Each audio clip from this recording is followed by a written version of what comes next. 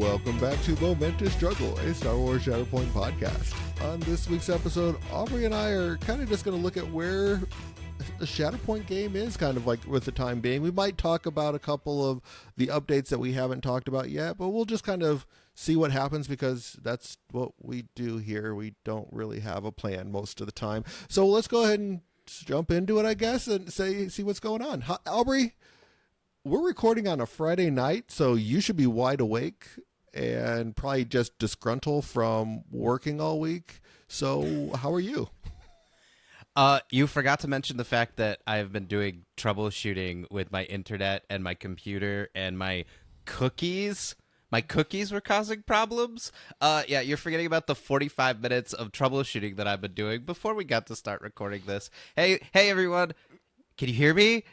Because I sure hope so, because I don't know, because my computer's probably going to find some other reason why we can't record right now. How are you, that was fun. I'm great. So, luckily I have Fridays off, so I can sit there and just relax and then wait for you to show up and have the problems that you have and just laugh at you. Because that's what's the joy of it all is. The worst part is that I have actually been paid to do this. I did this for, during COVID for, a solid couple of years at the county. I know how to use all of this technology, I promise everyone. It sure doesn't seem like it, though, whenever we try to record. Yeah, no, we seem to run into problems from time to time. So I found it hilarious that that happens. I mean, it happened last week too when we tried to record with Sarah Krull and the Purist of Christopher's, where somehow a magical setting of your microphone got turned all the way down, so it sounded like you were whispering the entire time before we recorded. That was fun. That was fantastic. Mm-hmm. Oh no! How about the fact that I couldn't go into the old school settings or the new menu option, but I had to find a secret third option, as both Sarah Krull and Chris were laughing at me because the setting was in a different spot from the two places that I know to change settings on, because all those settings were fine. No secret third spot. Why are there three different spots for the sound settings of a microphone, Todd? I think they do that for all the ADHD babies like you out there to sit there and really just mess with them. Hey, how can we really just screw with somebody? And it works because they get you really good every time. Apparently, but I don't think we're an IT podcast. Let's carry on. Shatterpoint, an IT podcast. Yeah, definitely. Well, I do want to say before we jump in, I do want to thank all of our patrons. I want to try and do that on the front end as much as I can remember to do so, because I'm really a scatterbrain too. But no, I want to thank all of our patrons for everything that you guys do for us. We're behind the scenes trying to find other ways to make content and stuff like that. Maybe write some some fun articles or something like that, put them up on the Patreon and stuff like that, as free articles and stuff. So just finding different ways to sit there and kind of make the content that we provide a little more exciting or interesting to all of you out there, including the patrons. So we definitely appreciate all of you, and all of the support that you give to us as well. But yeah, I mean, I kind of wanted to talk about some of the events that have been going on. I know you didn't have a chance to play any games or anything recently. I had a chance to go and get my teeth kicked in by Silver Lining on Wednesday. So just a couple of days ago, I was listening to the Rogue Support podcast, and Dizzer was talking about how much fun it was to play Separatists. And to be fair, it was a lot of fun to play Asajj and to put the droids back on the battlefield and everything along those lines. But going up, I think he was playing Kit Fisto and Ki-Adi-Mundi, and boy, the droids just are not good into that list at all. So I mean, they were fun. They weren't good. But they were fun. Asajj felt good. I only got one real good activation out of her. There was a point where I probably could have Shatterpointed her, but she wasn't going to influence enough points to play to do anything with. So I only got one activation out of her, but the one activation I did have out of her was good. I think I might look at other places to put her, maybe under with Mother Talzin or something along those lines, and explore that a little bit more. I mean, of course, Grievous does Grievous things, but the droids just really felt behind. Right now, the Separatists just didn't feel like, with all of the great updates and all of the great Jedi and supports that have come out with the in the Grand Army of the Republics and everything. They just don't feel that great right now. Oh, well, I mean, come on, Todd. Who won the war? It Anakin was the Skywalker did. Separatists. Anakin Skywalker did. I mean, Darth Vader. The Empire won the war. did Anakin win or did Palpatine win? Okay, that's fair. But I'm kind of thinking about, because I'm always fiddling with the Mandos, and I think I'm gonna try Asajj in with the Mandos just to see if the Force refresh helps keep them ticking. I'm concerned she might still be a little Force hungry for that, but that's kind of like, I want to try her there, and then Mother Talzin's maybe a better home than with the Separatists. That's Asajj's problem. She's always felt like she doesn't quite fit with the rest of what the droids are doing, whereas everybody else kind of like interacts with each other really well. Like Dooku, I don't know. I feel like it's just really hard to like supplant Dooku Grievous as like the Separatist thing to do. At least for now. Who knows about Fishy Friend? Yeah, she doesn't feel like she has a home. I think is probably the biggest problem. Like there's just she's like third best in Separatists in a lot of cases. She's third best with Mother Talzin because Maul just feels better. I just don't know if there's like a place to that she has that like is like, yes, this is where you want to put Asajj right now. And maybe that'll change as more stuff comes out. But I mean, she is still one of my favorite characters. Like like just her entire arc, her story arc is all, like I always say, is like amazing. So we'll see. I mean, like I always want to keep trying, giving her a shot and everything, and see what happens for sure. So we will check that out and see what happens. But yeah, like I said, I did want to talk about like some of the other events, especially like the UK Games Expo that just happened last week. They had 43 players or 42 players that signed up. It looks like some people, played like when O2 drop, O4 drops and stuff like that, which, can be expected, especially at like a giant expo like that. Because in the UK, they don't have a lot of giant conventions like we do in the United States. This is their equivalent of Adepticon. So I think a lot of people were like, did one day and they're like, well, you know what? I'm going to go check out the rest of the con and see what else is going on. So like that would be expected, I think. Yeah, that's kind of what I was just on the phone with my dad on my drive home from work, and I'm trying to explain, because he has no concept. He's never been to anything like Comic-Con. He's not like he's a truck and car and baseball guy. Like he's trying to talk to me about what's going on with the Boston Red Sox and the Tigers right now, and then he asked me about our team, the Cardinals. Is that? The Arizona Diamondbacks are the Diamondbacks. See, I don't know. The Cardinals are the football team, so at least you got like whatever. The right team name. Do you see my point? I'm like, Dad, in what universe do you think I know any of this? Because he's like, oh, how's your team doing? I'm like, I don't know, Dad. I'm like, what? I'm like, why would you think I know that? But anyway, so I'm trying to explain to him like what I'm doing over the weekend, and he's like, well, are you gonna like play full games with people? And I'm like, well, there'll be somebody else helping me with the Learn to Play event, and we will more or less play full games all day. But people are just going to like drop in, maybe play a turn or two, ask us questions about the game, ask us about the big AT-AT, because he's got a downed AT-AT, a really cool terrain piece it's a showstopper. People come and just want to take a picture of that and ask us questions, which is a good thing for the game. But like I was trying to explain to him, like, Dad, there's gonna be thousands of people. There's dozens of events, dozens, probably 100+ vendors down in that big underground space. Not 1,000, like not 1,000. Right, right. I used to work for the convention. I used to work for the convention, and it was like getting every vendor in there was like probably a 16-hour process. Like you would start at like 6 a.m. and it would go until like 10 o'clock at night getting all of the vendors into the freaking hall. So yeah, it's wild, man.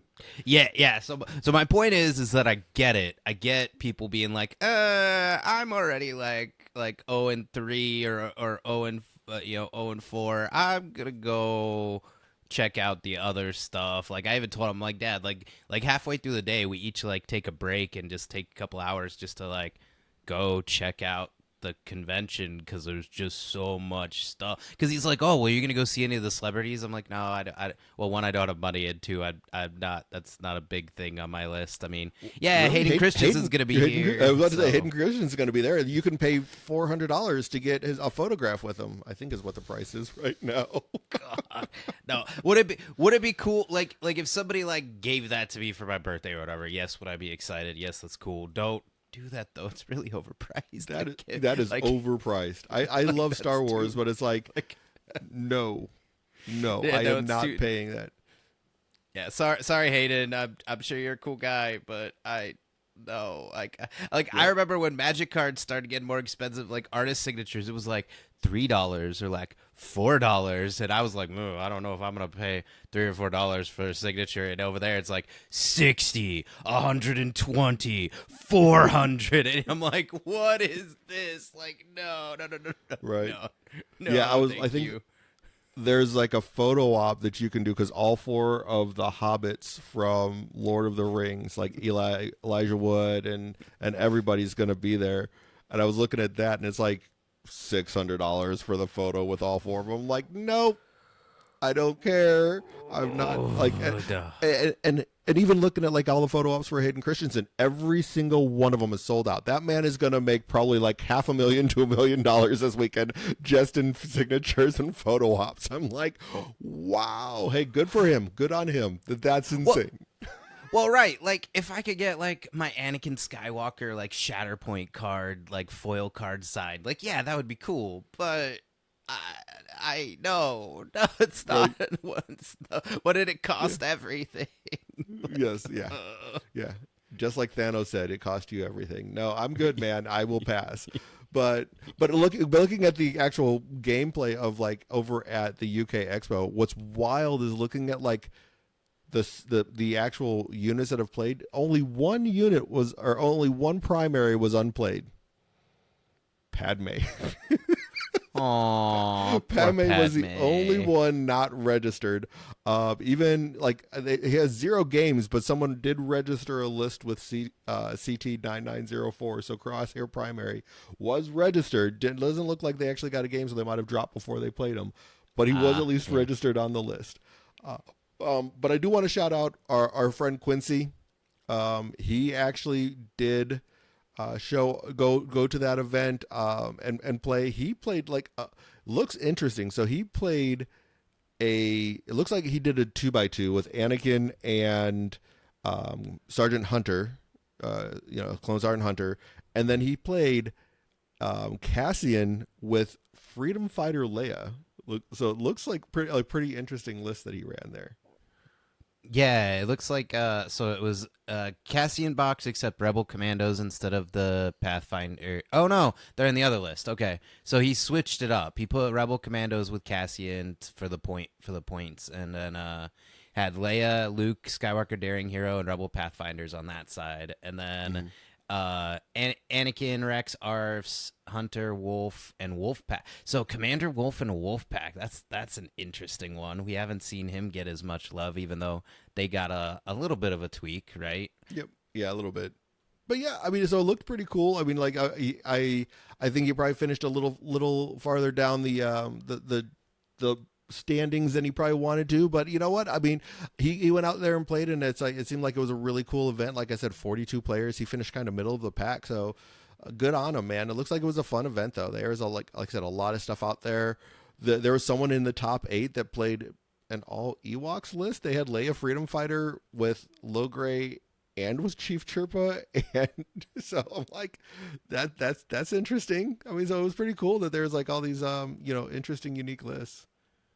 Yeah, I mean, there was a lot of Obi-Wan and Mace Windu running around, like a lot. Like I'm surprised by the amount, and it looks like I can't see. Dang it, I can't see the actual list of that all Ewoks. I was really curious, but it looks like the SPT code is wrong because it's Right. like completely different completely different primaries from what's here, and I'm like, okay, never mind. That happens, but oh yeah. And then a lot of I find this interesting. There was a lot of like Empire and Rebels like in the top 8. Like I mean people that were switching between like Krennic and Vader 2 with like Cassian and Leia, Mhm. or Moff and Vader 2 with Freedom Fighter later Kanan. Like there's some interesting stuff floating around in there. Yeah, the with the Cassian box coming out and the Krennic box coming out, I think there's and of course the new mission with First Contact. I think there's a lot of stuff going on with that, and like where a lot of different changes are going to happen. So it'll be interesting to kind of just see what happens. I mean, First Contact wasn't a lot. I mean, SPT code wise, he only had 7 that brought First Contact compared to like there was 16 was the most with Sabotage. So still Sabotage, shifting priorities are kind of the rising to the top as far as missions being played. Never Told Me the Odds only was 7 times, also same as First Contact. So that was interesting that like it's seeing play, but not as much as like I think we would see in the United States. If you're going to a big GT, I mean, for most players, the most reps you're going to have are on shifting and sabotage, and a lot of lists really like being on those two anyway. It takes a little bit of massaging your list to get it to work on First Contact and Never Tell Me, and it also requires a little more thinking strategically about where you're placing, whereas you kind of get funneled. The other two, you do kind of get funneled into being in good positions. Like it's not too hard to be in place on shifting or sabotage for the next struggles. So makes sense to me. Without a doubt, yep. But yeah, I just wanted to like kind of highlight that a little bit because that is a great, 42 players is a fantastic event. I mean, we don't most events like in the United States don't even hit that, so it's great to see that that's happening over there. And I know that was attended by quite a few of the AMG staff. So like Ross Thompson and Will Schick both were out there for that event to be part of it and everything along those lines. So that they definitely got a lot of AMG support out there as well. So I mean that's fantastic that like it's AMG's branching out globally and definitely going across the pond to help spread the game and promote the game. Yeah. Ooh, and got some good Mandos lists in here. I'm seeing like Mando armor with Lando and Lord Maul. There's another person who did hey, in the top 4 we got Asajj and Grievous. Hey, with Mandos. I know you didn't have a fun time with them, but somebody made top 4 with them. Right, right. I mean, there was a lot of Kiadi there. I mean, like there were 6 people that brought Kiadi Mundi. He was played in 21 games, so he's still there. I don't let's see, like Kit Fisto. The only like people brought like he was only brought by 2 players, played 4 times. So I think it's just I don't know if they're as bad going into like a Mace Obi list as they are into like maybe like some of the newer Jedi because like Mason and Obi-Wan were all there beforehand. They were things that the Separatists were good into when the Separatists were kind of at their height. Compared to like now, I think like definitely they are not good into some of the newer Jedi at all. Oh yeah. Hey, somebody brought Plo Koon. Plo Koon made an appearance. I mean, they didn't it looks like they ended up dropping unfortunately, but I'm just excited to see Plo Koon. Like sorry.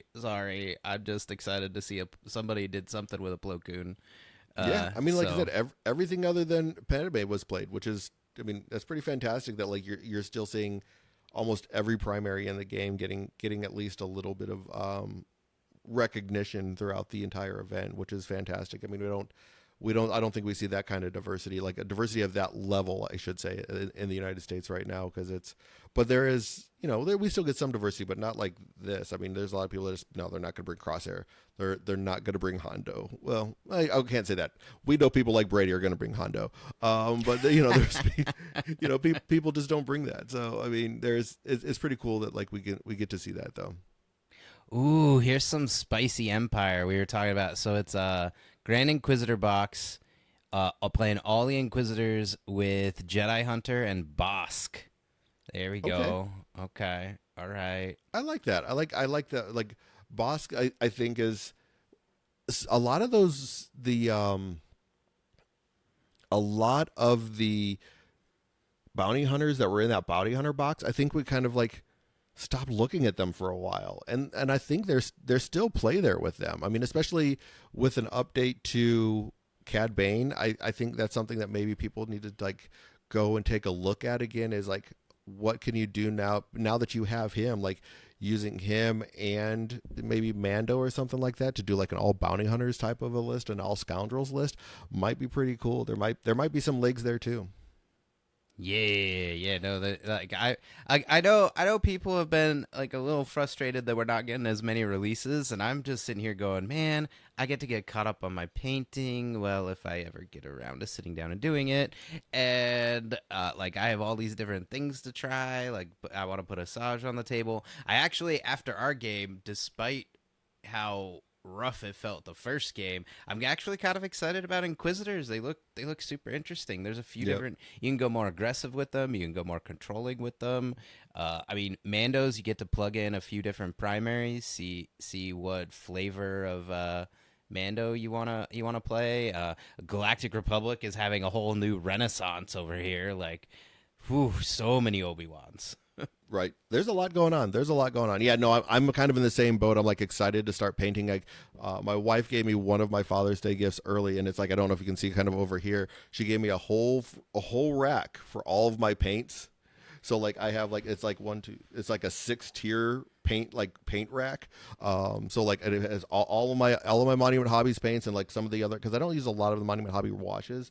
But like all my washes and all my Monument Hobby paints all fit on there with extra room. So I'm pretty excited. Like it's like I had to get all of the paints that I typically use, and they're all right at my fingertips now when I when I sit down to my desk to paint. So yeah, I mean I'm excited to get there. I've been spending a lot of time painting terrain, getting ready for LVO, which we'll probably circle around to talking that here in a little while. But yeah, no, super excited to with the slowdown, being able to maybe catch up on some painting, especially because I think it looks like we're probably in a good place with LVO and terrain, right, at least right now, but we'll see. But yeah, so I do want to talk about also some of the other events that are coming up, because now that we're getting into summer, we're really, and like leading up to like LVO, right after LVO, there's a lot of like events that are coming up that are probably going to be pretty big. I mean, like there's a lot of GTs coming up. So I kind of wanted to highlight a lot of what's going on. Specifically, probably by the time that this releases, you were going to be looking at ACO, Atlantic City Open, out there in New Jersey is going to be happening. That's happening on the 14th and 15th. There's actually a team event on the 13th, and then the GTs on the 14th and 15th. That one is the head TO for that one is Damio Matt from over at Rogue Support. Right now, it's looking like there's only 17 players signed up. Definitely want to sit there and shout that out, and hopefully get some more players out there for his event.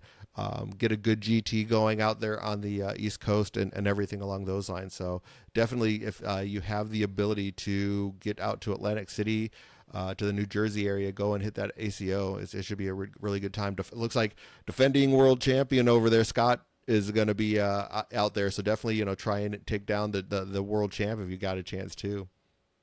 Ooh, careful. Yeah, that sounds a little bit like a stacked field. Not gonna lie. I don't know. I'm just scrolling down to see. Like, I mean, we've got a 16 player event that's upcoming.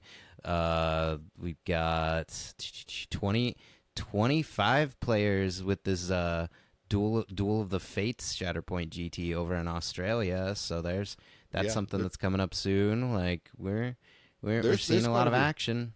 There's quite a few, definitely quite a few events coming up. I know, and then like North American wise, looking at like some of the other events as well. There's well, if you're in Arizona, we have our end of league tournament, which is like right now we have 18 players that are signed up for that were in our citywide league. We were talking about this. I guess I can announce it here and then probably put it on the Discords as well. That we are talking about if you are local to Arizona but weren't in the didn't participate in the league, we can probably work out with getting the players like that in as well. But I mean, I'll say one thing. I don't like. I want Atlantic City Open to do well. Please try and beat us. Come on, get out there in New Jersey, beat our league and tournament, and see if you can do that. It's a challenge to the East Coasters out there. Ooh, You're gonna let us... Gauntlet has been thrown down. But yeah, so definitely want to see if that happens. And then what's really going to be wild is the beginning of September to the end of October in the in North America is kind of like a gauntlet of GTs going on. So starting in the September 6th and 7th, we're running a GT at the Smite Club Open here in Arizona. I know our friend Ray from up in Portland, he messaged me. He's coming down. Sarah Krull's coming down. Of course, Matt Booker and Purist of Christopher. So that's going to be a pretty stacked field as well for that event. Coming and playing in that event. So and Nick Raider, the Raider brothers are both going to be playing in that one. So it's going to be that's going to be a fun event. That's going to be a big one for us here locally. That's happening, and then in October, there's actually 3 GTs taking place in October. They're having one on October 4th and 5th in Canada. That's the Force Convergence. Our friends Sean and Kyle, like the Tablebound Open guys, the guys that are doing. What is it? I know I'm not going to forget it. I'm not going to forget it. It's Coordinated Fire Podcast. I think they just released their 3rd episode. Coordinated Fire guys, they are running a GT up there as well. Only 13 players signed up in that one, so definitely if you're in the Canada area and you're not going to another event, definitely check that one out. And then, of course, the Sci-Fi Invitational GT is going to be happening as well on October 17th and 18th. And they are capped right now. They have 48 players in that one. And it looks like they have a wait list going on as well. So those 3 GTs are definitely happening. But, of course, there's also the Las Vegas Open that might be happening. Just a little tiny event that you and I like to run. No, not might be happening. No, this is happening. And outside, and by the way, outside of the GTs, I'm just kind of scrolling. Like, I'm listening to you because I know about these events already. But I'm scrolling through the list. Like, they're in Ontario, they have 2 different events coming up in June and July that look like they're gonna have 24 players, or at least they're hoping to get 24 players. Like, that's something up at Mox boarding house. Looks like, I think this is Omnis running the event. Yeah, it looks like there's the weekend weekend of 4th of July, because it's a little earlier in the week. Looks like they're doing a premiere showdown. Like, man, there's a lot of like, maybe not as big as GTs, but there's a lot of events going on here. Oh, absolutely. Absolutely. Yeah, no, I know that Omnis was running some stuff up there. He usually tries to run something at Mox Boarding House. I don't know, for you and I, Mox is like, has a different, like when I hear Mox, and especially like in the Seattle area, I'm like, all I think of is Magic, but like that's his main store where he goes and runs his events as well. So that's super exciting as well that he's going to be running some stuff up there and getting some events going on too. Yeah, and Matt Booker's running at Gamers Guild Tempe. There's going to be a premier tournament in July too. So sorry, I know we talk about the GTs a lot, so I'm kind of just scrolling through, going, well, what else is going on? Not just the GTs, because like I know there's supposed to be a 64 player GT in at the end of July in Australia, which we'll let Red Mandos tell you about that stuff, but you know. Just looking, we got a whole cornucopia of events happening. Yeah, the Ontario one, I think the one that you were talking about in August, that one is from Leland Martel. I don't. If you're not familiar with Aegis Brand Studios, they do a lot of battle reports on YouTube. He's running an event up there on August 16th in the Ontario area. I definitely would recommend his battle reports too. He does some really great stuff out there. So definitely that. And yeah, then Omnis is running his Evergreen Open, which I believe is also a GT. He's going to be running that on August 22nd and through the 24th out there at the Dragonflight Games, Dragonflight Game Con. So there, like I said, lots of stuff coming up throughout the entire summer. Definitely, start looking at the Longshanks, find some events out there in your area, and see what's going on. I mean, I know I kind of focus on the North American stuff, and everything along those lines. But yeah, and definitely like the Red Mandos. I know they are always doing stuff out there in Australia. So definitely, try and find something in your area and support your local community by all means. Oh, I almost forgot. Moab down in Australia is also happening in October. Michigan has a 32-player GT in October. What's going on with October? Oh man, there's so many things happening in October. Okay. Yeah, no, like it's October became like the month, so it's like I don't know if like what's gonna happen there. Yeah, and unfortunately, like that the one that's in Michigan, they don't even have anybody signed up right now, unfortunately, because like that's the same weekend. So there's 3 GTs happening the same weekend. You have the Michigan GT that's happening. You have the one up in Canada with Sean and Kyle, and then then LVO happening at the same time. So it's like that's if wherever you are in North America, you have a GT that you can probably get to that weekend. I will say that is definitely going to I hope that you can find your way to some place to play some Shatterpoint that weekend. Reminder that next year we will know when some of these larger events are happening a little better. So I think there will probably be some shifting that happens here. I mean, I'm sure. Yeah. I'm gonna probably reach out to Kenny and over at Zion and probably reach out to the crew up in Ontario, and maybe we need to like kind of talk about like I don't know.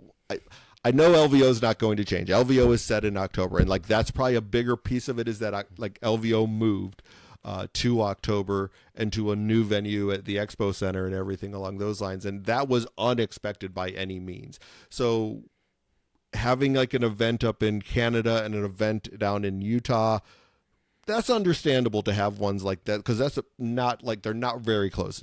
Ontario's on the on the north or on the eastern side of Canada, and Utah's like kind of like Southwest America, so or United States, I should say. So yeah, like that's understandable. But then when you add in the fact that you have the GT for LVO that kind of just slid right into there, I think that kind of hurts a little.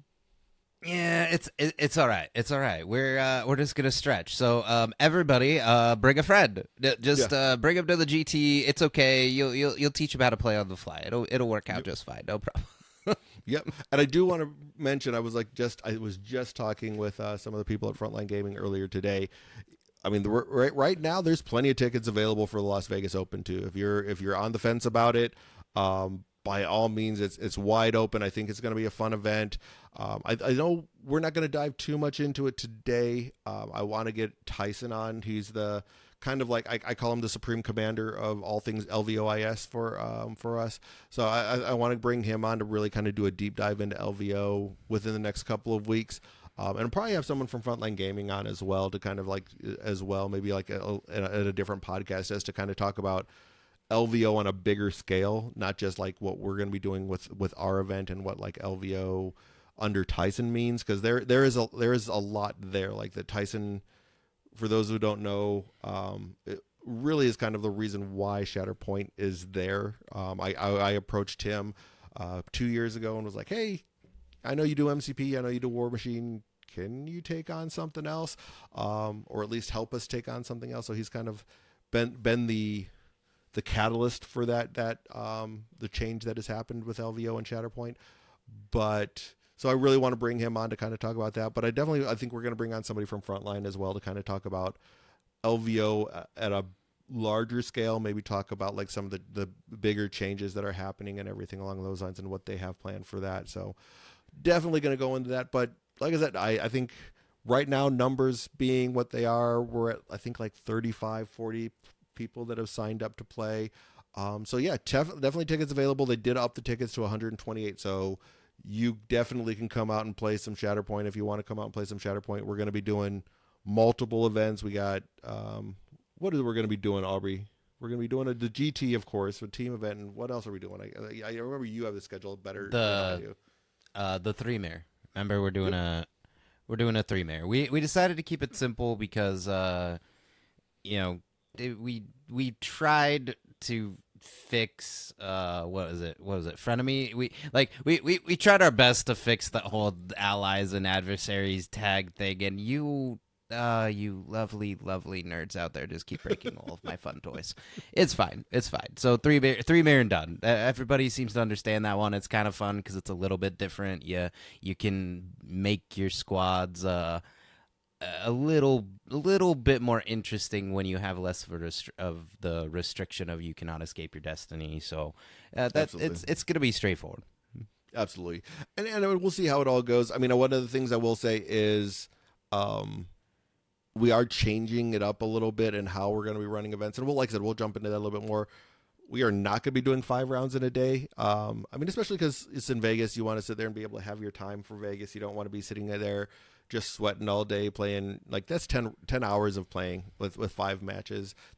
So we're going to try and cut that down and make that a little easier for you and everything along those lines. But definitely, if you're interested, come and join us. We'll have a good time out there. But like I said, I'll definitely have Tyson on to talk more details about LVO in the future. Yeah, and as far as I know, all of the information should be live on the LVO website. So Yeah.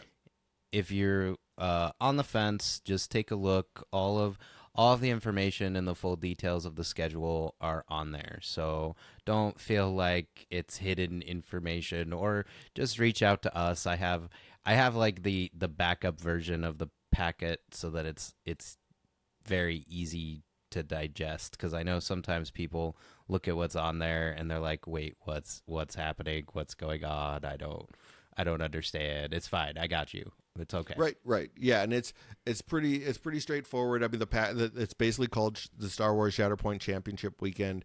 Um, don't let the title kind of intimidate you. It's yes, there is a the GT that's going on, like I said, but there's also the team event. If you do not have a team, we will definitely help you find a team with that. And then there's also going to be the 3 mirror event as well. So it's going to be fun. There's going to be a lot of fun things that are happening with all of that going on the entire time. So it should be a fun time. We're going to definitely have fun. Like I think we did last time as well. Last year was a great time. We are planning on working something out so that we can stream it as well. So should be a good time. Yeah, I really hope we get to do everything that we plan on doing, because I think it's gonna be a lot of fun. I just we're taking on some extras. Yeah, if nothing else, if this ends up being a slightly smaller event, because I get it, we just did LVO and now we're doing LVO again, and I know not everyone can make every event or even multiple events in a year. Mm-hmm. And we're also kicking the tires to make sure that even if this LVO is a little lighter attended than we expected, we'll have everything set up and ready to go for the next LVO, which I'm sure we'll see more people go into, because we'll have ironed out all these wrinkles that we're kind of touching on in this episode and get it all sorted. Yeah, well, I think we'll get there. I mean, like I said, every event's a new learning experience and everything along those lines. So, I'm sure we'll find a way to make this an enjoyable experience for everyone. At least that's what I'm hoping. That's definitely what I'm hoping for as we go through. But like I said, there's a lot coming up throughout the entire in Shatterpoint coming up. This is going to be a great summer going into fall and winter. So definitely like get out there, play some games, and have a good time with all of that. I think that's going to be a fun time. Yeah. Plus, hey, you can dress up early, get your costume ready for Halloween. Yeah. I mean, that's fantastic. I mean, if you want to come and hang out, definitely it would be awesome to see Some people like, especially like team event. If you're gonna come and dress up, that would be really really cool.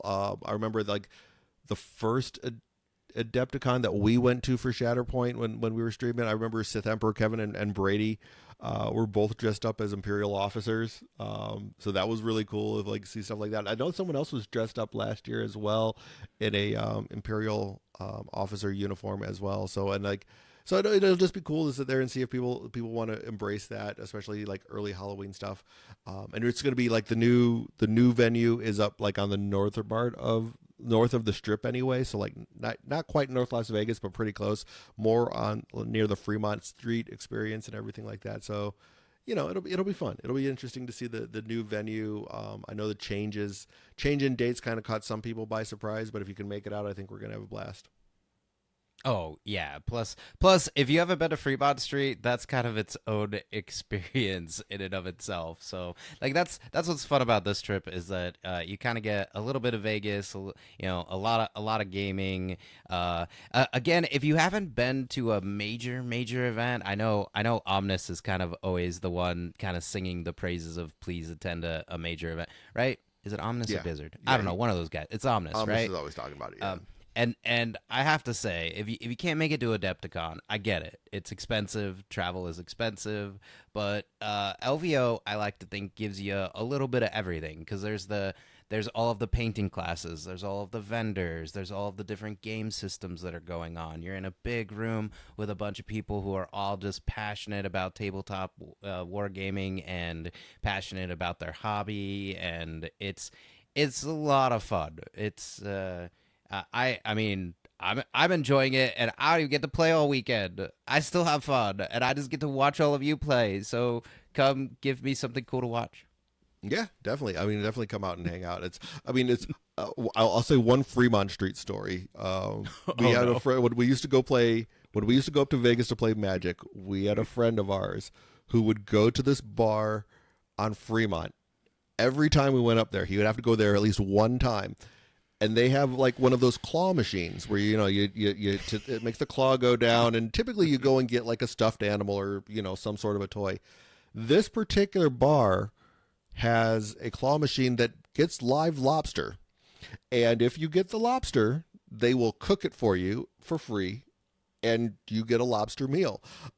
So we would go there all the time. So that's kind of some of the stuff that you see in Vegas, especially in like something that happens at Fremont. It's way on the west end or on the east end of Fremont. So pretty much at the very end of Fremont Street on the east end of it, near the Cardiac Grill, I think. But it's or across the walkway from the Cardiac Grill. But definitely it's that's an experience, that little bar. I don't know if it's still there. We haven't been there in years, but that would just and he would go there every time, and finally, like after like 4 years, finally got the lobster. And he never had lobster, didn't really like lobster. So in turn, I ended up getting almost a free lobster out of that for just watching him spend all that money trying to get a lobster out of there. So yeah, it's just like a dog chasing a car. What's the dog? Right. What's the dog gonna do when he catches the car? He doesn't know, but he's got to chase it. You Yep. got sometimes you got to chase lobster in a claw machine. That's what you do. Exactly. But Momentous Struggle, a Las Vegas experience podcast. We're Right. giving you all the fun here. Exactly. Well, okay, so we're at about 45 minutes, Aubrey. I don't know if we really want to go down the road of talking about all of the updated characters and everything along those lines, because we spent a lot of time just kind of rambling. We did a lot of rambling this episode. Hey, there was no rambling. We were just telling delightful stories about our fun experiences at events and trying to convince all of you to also come to the events because it will be a lot of fun. I don't even need you. If you can't make it to OVO, that's fine. Go find an event in your local area, or if you are, unfortunately in one of those areas where the community is still kind of small, I'm throwing down my own gauntlet. Why don't you run an event, put something together, work with a local LGS or a local LGS. Come on, your local game. A local Whatever. gaming store. Yes, your extra local gaming store, but or find a space. Hey, I'll tell you right now, if you literally don't even have a game store, check out your local library. There's this librarian there who is probably overworked and underpaid and looking for new ideas. They'll probably give you access to a meeting room and let you run an event in there. It's fine. They've got tables, they've got chairs. It'll be fine. Exactly. Oh, you know what? I'm going through Longshanks and finding stuff. One thing I just jumped out at me. There's a 48 player event that's happening on June 28th and 29th in Poland. It's a GT also. So there's another. That's going to be another awesome event. So I don't know how many listeners we have in the greater Poland area, but I hope that you guys have a great GT out there as well. So that looks like it's going to be like a fantastic event. 48 players. That's huge. Oh yeah. No, that's so I notice a lot of stuff when I'm looking up just Shatterpoint, different like STL files or Etsy stuff or whatever. There's a lot of people in Poland making stuff too, because I'm like, oh, this looks really interesting. Then I look at the shipping and I'm like, whoa, what happened? And then I look at the location and I'm like, oh, this is from Poland. Okay, maybe I'm not doing that right now, but okay, all right. Yeah. No, I mean, so and also looking at some of the other events in Massachusetts, they have a GT that's going out at Ironweld. Ironweld is not that large of a Shatterpoint thing right now. I know they have a really good MCP event out there, but if you're in the Massachusetts area, maybe look at Ironweld. That's in the middle of July as well. So like I said, I'm just trying to shout out as many events as we can out there right now. A lot of go and enjoy some of that local stuff that you got going on out there, because there's going to be a lot of cool stuff happening, and we want to make sure we're helping this game grow and everything along those lines, helping helping you find games, because I mean that's and the GTs, I will say, are definitely worthwhile. They're not, yes, you might have some competitive players out there and things along those lines, but even if you just sign up, you get some really cool swag. You get the dice, you get the order deck cards and everything along those lines. So it's worth your time. I mean, you usually going to some of these larger events, you get to meet some really cool people, and if they're not cool, let me know. I'll sit there and have a conversation with them and be like, hey, you need to be cool. Wait, I'm sorry. Can you say that one more time? How did you just say that? You need to be cool. You need to be cool, fool. I'll do like the Mr. T. Listen here, fool. There you go. Yeah, I mean, and here's the thing. Some of my best level up moments or learning something new, a lot of these players don't think, oh, this is the competitive scene, so everybody's gonna be really, really sweaty and try hardy. I mean, if Kenny's there, he's gonna be a little sweaty. But he's gonna. Zion's finest guys are gonna be a little sweaty. but you know what? They already sold out their event, so the people know what they're getting into anyway. So you're on your own. But my point is that some of my best moments is even in the middle of games. I remember Sarah Kroll going, hey, have you read this part of your ability? Do you realize you could do this? And we're in the middle of the tournament, and I'm like, oh no, I didn't. Okay, that's cool. And see, it's you have good experiences is all I'm saying. But that's really just because Sarah Kroll knows that he's still going to beat you, whether he helps you or not. I mean, that's just his level of confidence. He's like, you know what? I'm going to win this game, so let me teach you something. That's what really happened there. We see what you're doing, Josh. We see what you're doing. My point is that experience is experience, to quote our favorite trickster Loki. And even if you don't do great in these events, it's still a fun time. You get something for participating. You get to meet a bunch of people who are presumably, if they're at a GT, they are just as passionate as you are about the game, about Shatterpoint, about this experience. So, hey, this lesson is also for myself. Remember, recovering competitive Magic player, I have to remind myself that I don't have 13 years of experience in this game or tabletop gaming in general. So I'm constantly going, oh, I could do that, or oh, I learned this, or I look down and I go, oh, I messed up deployment again. Oh, yay. Right. So, I mean, and here's one of the things I will say, like when you're talking about the competitive side of things, so I listen to both the MCP and Shatterpoint podcasts. Like I'll have them playing while I'm working or whatever, what have you. But I was listening to a podcast for the guys from across the Bifrost. It's an MCP podcast based out of the UK, and one of the people on the podcast, he was talking about like what he's just trying to do is earn his badges on Longshanks. He just wants to earn his Longshanks badges. He was trying to be that try hard competitive player, and he just wasn't enjoying himself. So he took a step back and says, okay, you know what I'm going to do is I'm just going to try and earn the badges. To earn the badges in MCP, you need to play 50 games with that. You need to record 50 games with that given affiliation. So that's all he's doing is just grinding games. Like he was doing it with Sentinels, which is by far one of the worst factions in MCP. But he played 50 games with them, and he was just enjoying the journey of playing the game, 50 games with that given faction.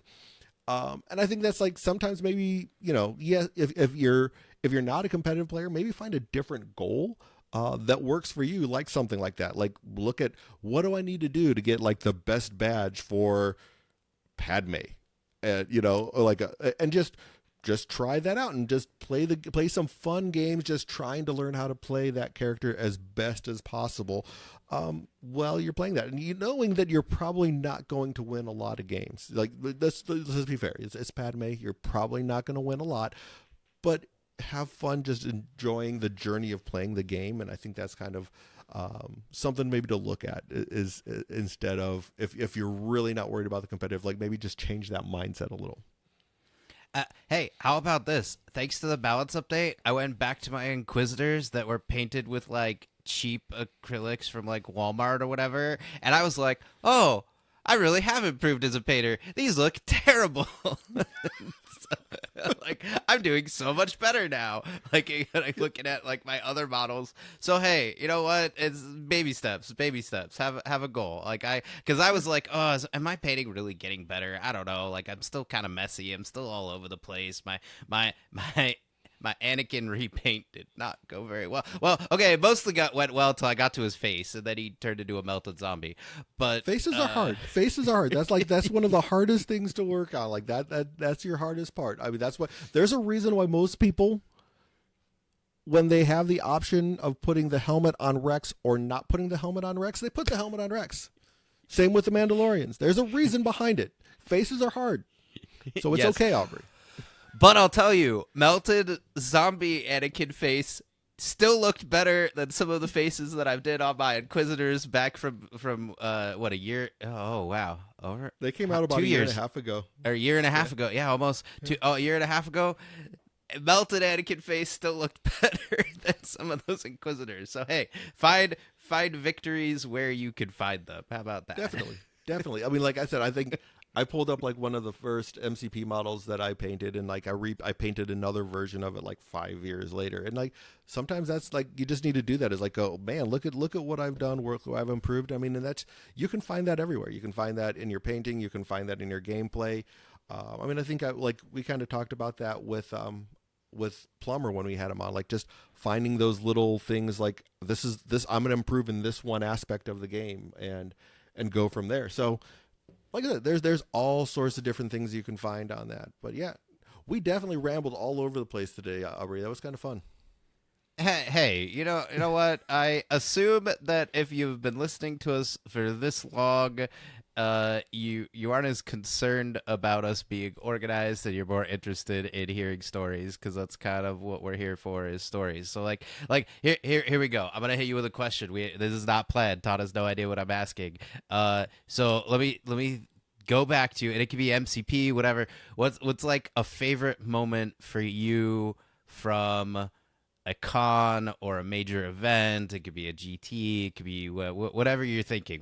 Give me what's your favorite moment from one of these events?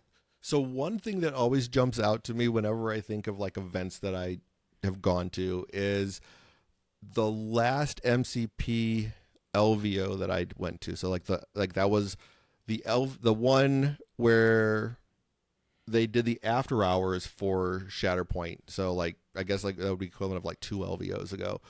Um, I don't normally play in like competitive events. But we played in a team event. So the team event's a little different, where each person has their own mat, and you have three unique players, and they all bring different characters. So it's very different from like Shatterpoint.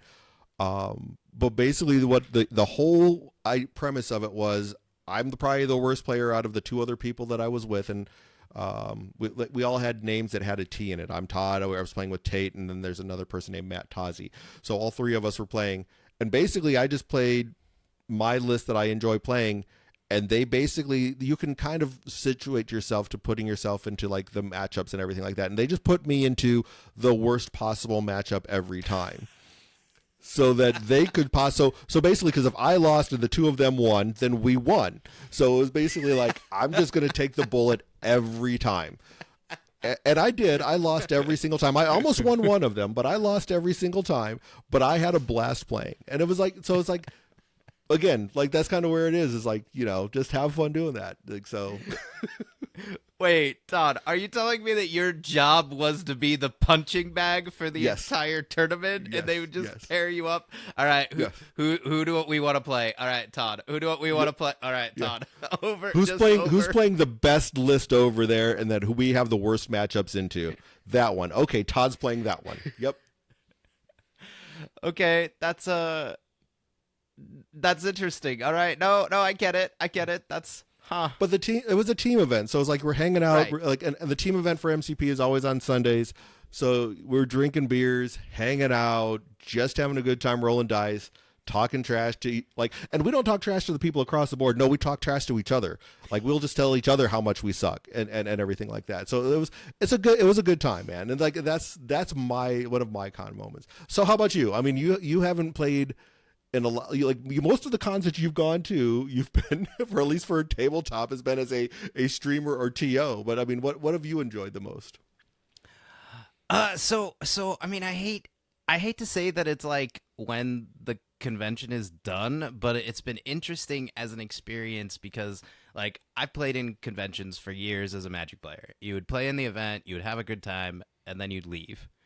I had never experienced what it was like to see what happens after they close those doors, and everybody just starts converging on everything and ripping it apart and tearing down the whole con and seeing what that's like. I know that's like maybe a boring answer, but it was fascinating to me to just watch it in reverse because like my job is event management, but on a very small scale, extremely small. Like I have a single room versus an entire convention hall, right? And so it was fascinating to me to see like what people were working on, what they were doing, the systems they had in place, how they packed everything. Like I know this is like, ooh, Aubrey likes logistics because he's a librarian and I like organizing things, but it was really cool to see. Like I am honestly amazed with how quickly people work. Like they just went boom, boom, boom. All right, we're gonna do this. Everything goes in there. Go, go, go. and you're kind of exhausted, but then there would always be like some kind of after party or something for like the staffers, and so like after you did all that work and maybe then like go take a shower and take a breather in your hotel room for a minute, but after you do all that work, then you get to hang out and have a good time and talk to all these people that were maybe getting tested with each other because like one person wants to do it a certain way, another person wants to do it a different way, and they're like no, we gotta get this done, and then they're like laughing and joking and having a good time, and you're like, okay, all right, you two looked like you were gonna kill each other an hour ago, but all right, let's have fun. Let's have fun now.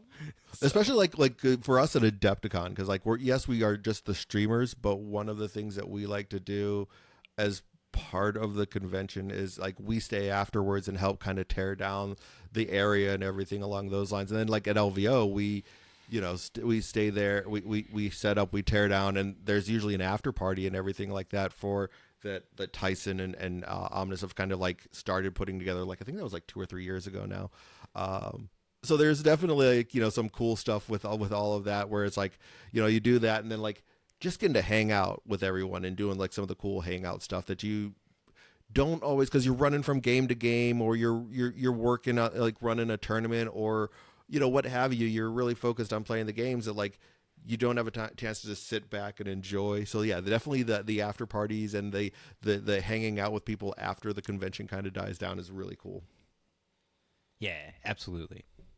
All right. Well, like I said, I think that kind of like brings us to an end. I mean, we've been going for a while here, and I think but it was a fun discussion talking about like conventions and like maybe getting everybody maybe getting that hype train moving a little bit on some of the upcoming events coming this summer, because it's going to be like, make a plan. I know like summer's really busy, like we all have stuff, but make a plan to go and do something kind of fun. Maybe get out there and play in some type of event if you have a chance to, or 2 or 5 or 7, whatever works out for you. But I think you get out there and have a good time. But other than that, like, I do again want to thank everybody for listening. You guys are amazing. We wouldn't be doing this if it wasn't for you listening. Well, we probably would. Like, Aubrey likes to talk, so that's probably not true.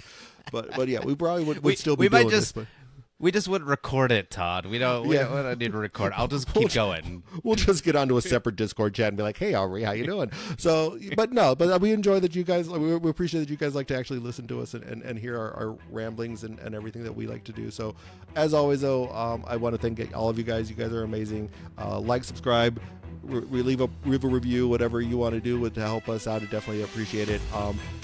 And just like last week, I'm going to say, long live the Empire.